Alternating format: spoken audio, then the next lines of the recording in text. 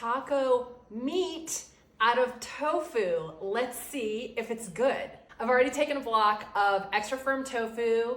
I put it in the freezer until it was frozen. When it was frozen, I pulled it out. I let it defrost. I crumbled it up and left it in a strainer so that all of the water drained out of it. If you've ever had the Sofritas at Chipotle, this is kind of a dupe.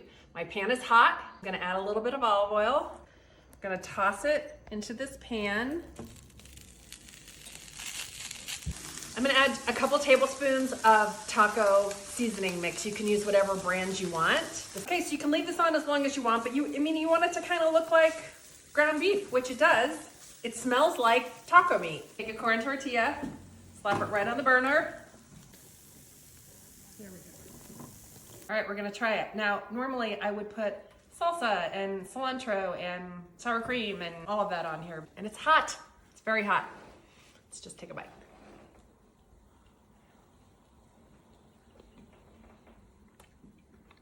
It's really good.